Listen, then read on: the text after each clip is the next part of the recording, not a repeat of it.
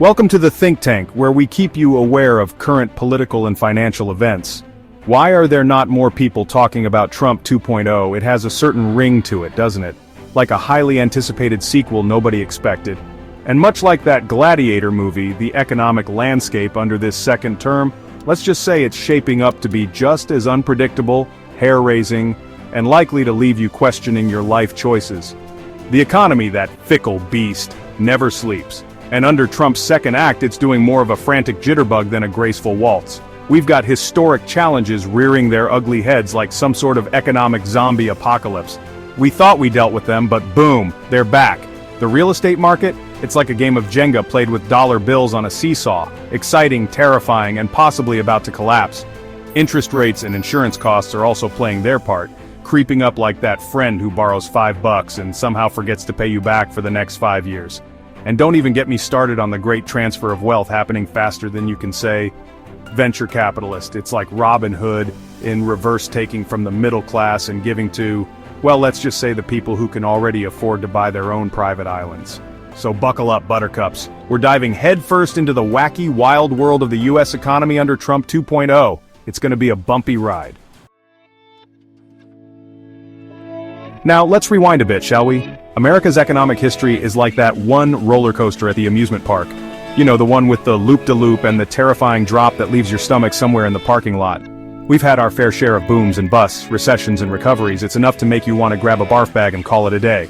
Remember the 2008 financial crisis? Yeah, good times. We're still feeling the aftershocks of that one. It was like the economic equivalent of eating a bad burrito, messy, painful, and took a while to recover from. And what did we do?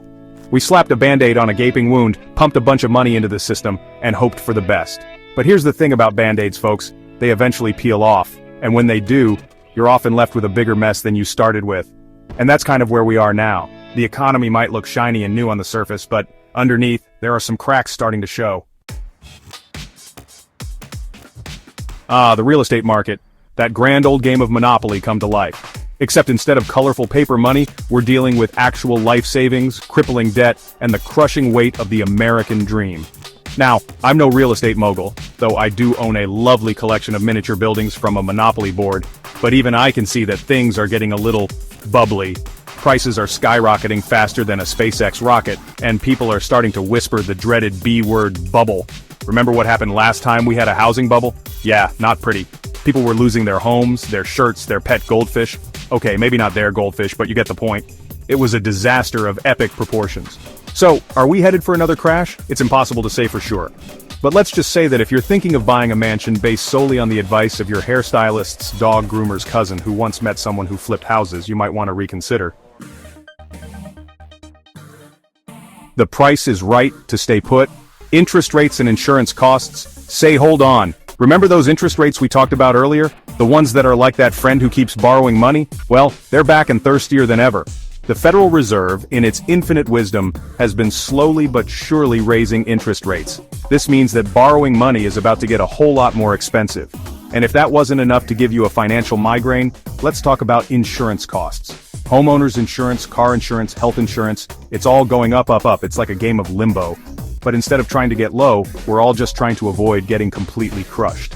So what does this mean for the average American? Well, if you're planning to buy a house, get ready to shell out some serious dough. And if you're already a homeowner, brace yourselves for those monthly payments to start feeling a little heavier.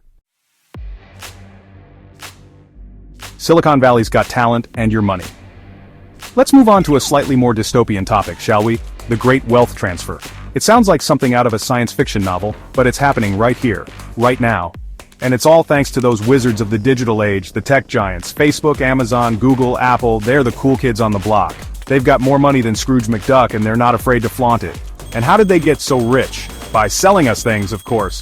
Things we didn't know we needed, things that track our every move, things that make us question our existence. But here's the kicker. While these tech giants are raking in the cash, the middle class is getting squeezed tighter than a tube of toothpaste.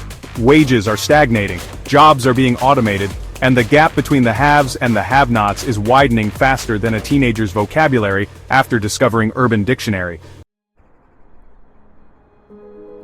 The incredible shrinking middle class, a magic trick gone wrong. Speaking of the middle class, remember them? They're the backbone of America, the salt of the earth, okay, you get the point. But lately, the middle class has been feeling a little less backbone and a lot more wishbone. Remember those rising costs we talked about earlier? Yeah, they're hitting the middle class right where it hurts. The wallet.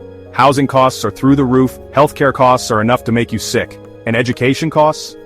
Don't even get me started. It's enough to make you want to move to a yurt and live off the grid. And with wages stagnating faster than a car in rush hour traffic, it's no wonder that the middle class is feeling the squeeze. They're working harder than ever, but they're falling further and further behind. It's like trying to run up a down escalator. You're putting in the effort, but you're not getting anywhere.